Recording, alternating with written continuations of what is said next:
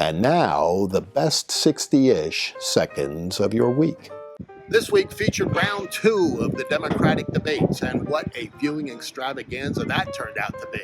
Night 1 featured 3 centrist, moderate Democrats trying desperately to pull their party back to some semblance of sanity, explaining to their fellow competitors how open borders with free stuff for illegals might cause a little bit of a problem, asking how they're going to pay for all their nutty programs and ideas, and ultimately simply saying that socialism doesn't work.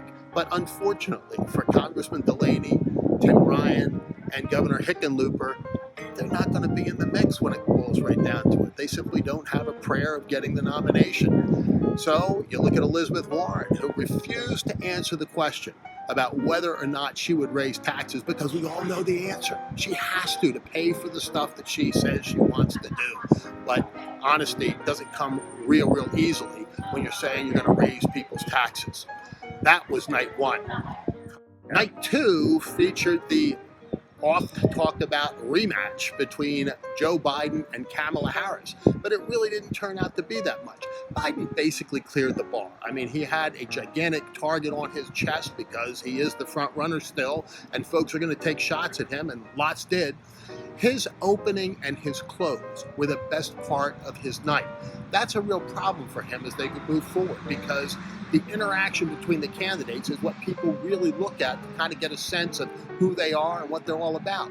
The canned, prepared remarks that open and close the debate aren't really what people pay that much attention to. And in night 2, you really saw an interesting mix-up and match-up between some of these folks.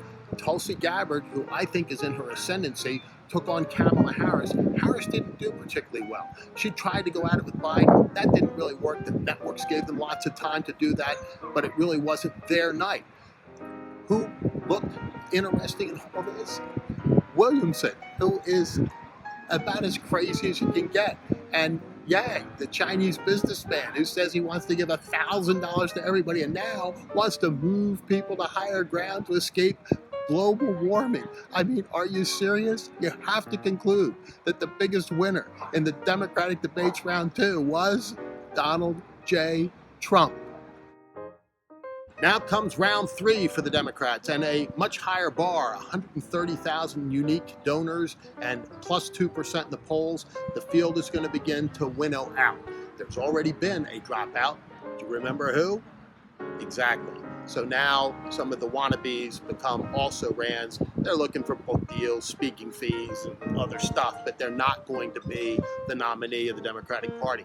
And as I've said all along, though I believe Joe Biden is probably their strongest candidate, I don't think he will be either. And you're beginning to see the disintegration of his effort, even though he commands a pretty significant lead at this point, with a lot of running room yet to go. For President Trump, the thing he has going for him is a strong, vibrant, and growing economy. Even the Democrats are begrudgingly acknowledging that that rising tide really does lift all boats. But the one thing that holds it back are the potential trade wars, talk of trade wars, tariffs, etc., that we continue to hear. This week, yet another threat of an additional tax, or tariff rather, on the Chinese goods. And you see the market plunging 500 or 600 points in a single day. It not only has an impact on American 401ks, but all this stuff also has an impact on the global economy. I know we're not supposed to worry about that, but we should, because there are some very fragile economies and very fragile markets that are impacted by our tariff stuff.